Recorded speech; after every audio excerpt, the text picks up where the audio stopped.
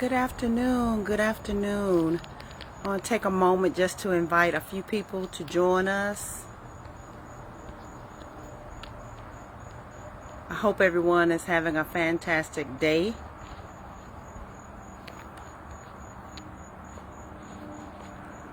It has been a wonderful, wonderful day for me.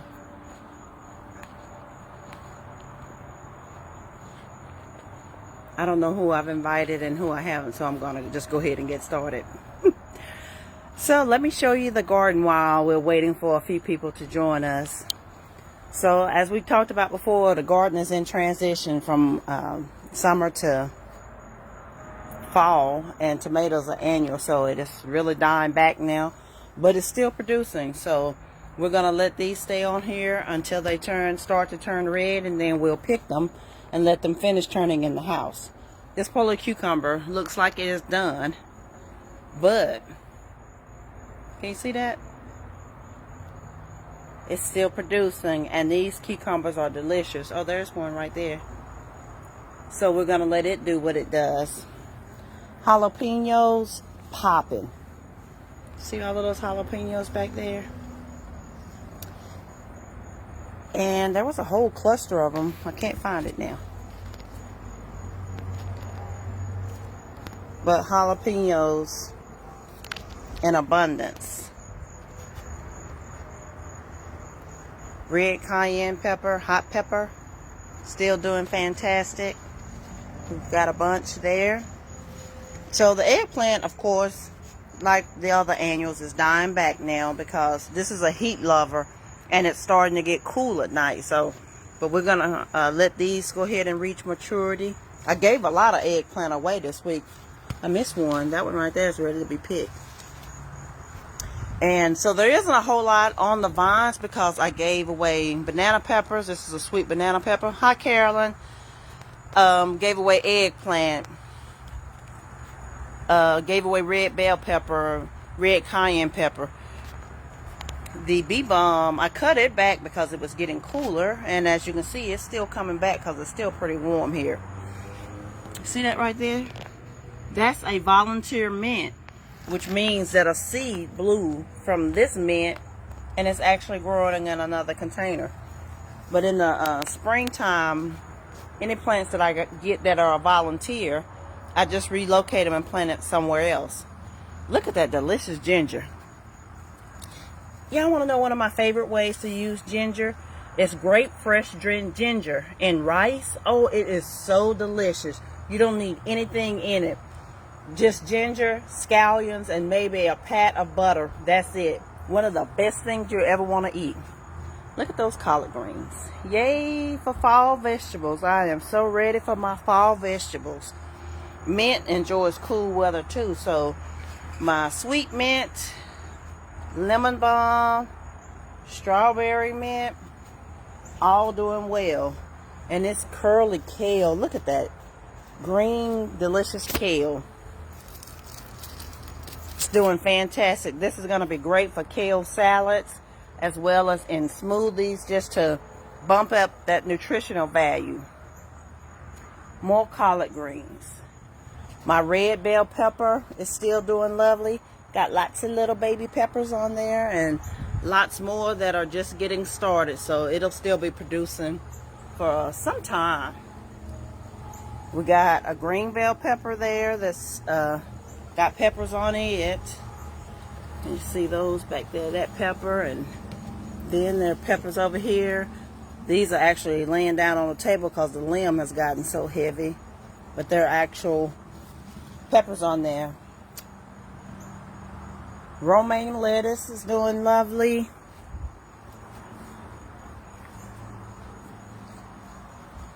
Another bin of collard greens. We're going to be eating collard greens all winter. So here's my celery that started from kitchen scraps. This one, I think is going to be just fine. It's going to flourish. But as you can see, these two, they root rotted. Right after I planted them, Carolyn said, beautiful, yum. And right after I planted them, we got a couple days of heavy rain, and they were too young to survive that, so they got root rot now. The asparagus, I had cut it back for it to go through winter, but temperatures around here are so mild, it's growing again, so we'll have to cut that. But one last thing I want to show you. All of this, all of that doesn't look like much now because it's hot and the sun is beaming down on it. But all of that is sweet potatoes, and that will be ready to be dug up in about another month. And then we'll let it cure for a month and use it during the holidays. So normally I do In the Garden with Joyful Living on Saturday mornings, but this morning I had a speaking engagement, and so I was slotted an hour and a half to speak. And honestly, I hadn't done any in-person speaking since COVID started. And my first thought was, when I got the invitation, was, yes, I want to do this. But then the self-doubt, the fear, and the anxiety began to creep in. So this morning's topic was speaking to a group of parents about how to manage stress as parents. And I talked about anxiety and the things in life that stress us out. But I was also stressed about even doing the event, because there's all of these thoughts. I know what I used to do. I know that I was a great speaker before COVID hit, but then there was this reality that I haven't done it in 2 years. And that's why I still have on makeup, because this is a different look for In the Garden. I usually don't have makeup on at all when I do it, but I figured I would leave it on and let you guys see that I just got home from a speaking engagement. I've been home long enough to change clothes and eat. But the fear that, what if I don't have it anymore? What if I can't remember my presentation? All of these what ifs began to play and roam around in my head, to the extent that I thought, maybe I shouldn't do this. Maybe I need some more time. I need more practice. I need to do something other than going, because I was asked to do the engagement, I think, on Tuesday. And even when I was at the height of speaking and doing workshops, I would start preparing way before that, because I wanted to. Carolyn said, "You look good, girl, with or without makeup." Thank you.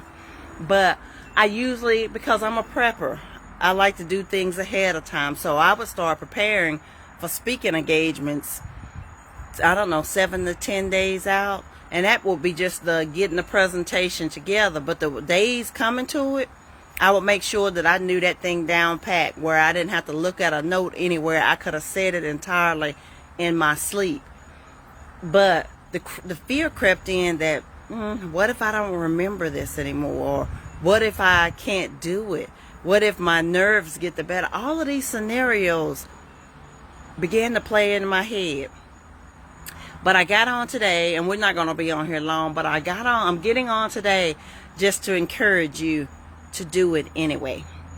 Do it when you're afraid that you are going to fail. Do it when you think you're going to be a complete flop, but it's something that you're passionate about, something that you are trained to do. You know how to do this. I know how to speak. But yet and still, all of that fear crept in that maybe I couldn't do this. Maybe I'm just going to have to go stay with the virtual and do things online, because I don't have what it takes to do it in person anymore. Which turned out to be nothing further from the truth. So today's workshop for Accelerating Men was on stress relief for parents. I didn't get through half of my presentation because of the dialogue in the room. That was one of the best experiences I've had with speaking to a group, where we started in the very beginning. It was like, hey, let's let this be an open dialogue. I don't just want to stand up here and talk. The ladies were engaged. They were offering feedback. Even when 2 of them said they had to go, they stood up, but they stayed in the room another 5 minutes, looking at their watch, knowing they got to leave, but the content was something that they needed. It was such that they needed that they couldn't tear themselves away. So do it anyway.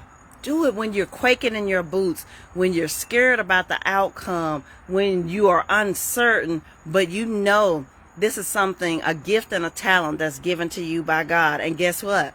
Thank you. Carolyn said, wow, congratulations. She said, do it anyway. Good advice.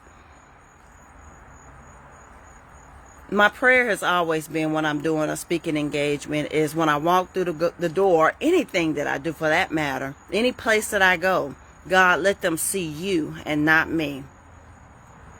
And the women in that room today said precisely that they knew who I was when I entered the room. They were working on a group exercise when I got there. But one of the ladies told me at the end, I knew who you was when you walked in the door, and she wasn't referring to my name. So again, I just want to encourage you, keep doing what you're doing. Do it when you're afraid. Do it when you don't know when you're uncertain about what the outcome is going to be. Keep doing it. Keep showing up for God. Keep giving him the glory. Keep praising his name. And then just show up and watch and see what he does. Because when I tell you, today was so far beyond what I expected. It's like, okay, this presentation is going to be great. The relaxation exercise is going to be great. I pray that whoever's in the room, somebody in the room gets something for them. But turns out, everybody in the room got something for them. Even one of the coordinator for the event just couldn't stop oohing and ahhing. But that's not me, guys. I wasn't saying anything that they had not heard 1,000 times about how to manage stress and the effects of the things that stress can cause. Nothing new, because there's nothing new under the sun. But the delivery and the message, it came. I was the vessel. God was the messenger. Carolyn said that's awesome. Said what was intended to bless others usually blesses you as well in an overwhelming way. That is absolutely correct, because I was blessed in such a way that I feel confident and ready to do this again. And just so overjoyed at the new opportunities that are on the horizon. This is a new season. And as we all know, there's summer, spring, summer, fall, winter. Some seasons you're in, some seasons you're out. I think all of us during the COVID-19, not all of us, but some during the COVID-19, when it was at its height, we had an off season. And to such an extent that we were afraid to get back out there. Not afraid of getting COVID. I already had COVID. But afraid of, do I still have it? Is this what I'm really supposed to be doing? But God not only showed up and blessed the women in that room, he blessed me by stoking my fire, as the old people used to say, stoke the fire. So now I feel confident, restored, renewed, ready to do this again. So if you need a speaker, always consider me, whether it's speaking on joy, stress management, holistic pain management, meditation, visualization, all of those things. I got you covered. And not to toot my own horn, but I know what I'm doing because God is working through me. But anyway, guys, I just wanted to hop on at this unscheduled time for this brief In the Garden with Joyful Living and let you see how the garden is transitioning from summer to fall, but how I'm transitioning as well. Carolyn said, God bless you for being brave and working through the anxieties and fear. You know, the way I worked through that was the very same way that I told them to work through it. As when you're feeling anxious and nervous, the first thing you need to do is breathe. The first thing God did when he created Adam was breathe breath into his nostrils. That's the first thing we need to do when we're feeling stressed out and anxious, is take some deep breaths. So I'm going to keep taking deep breaths. I'm going to keep getting on that stage. I'm going to keep standing up at the front of the room and keep doing what God has purposed me to do in this season of my life. Guys, I love you. Thank you for watching In the Garden with Joyful Living. I'll talk to you soon. Bye-bye.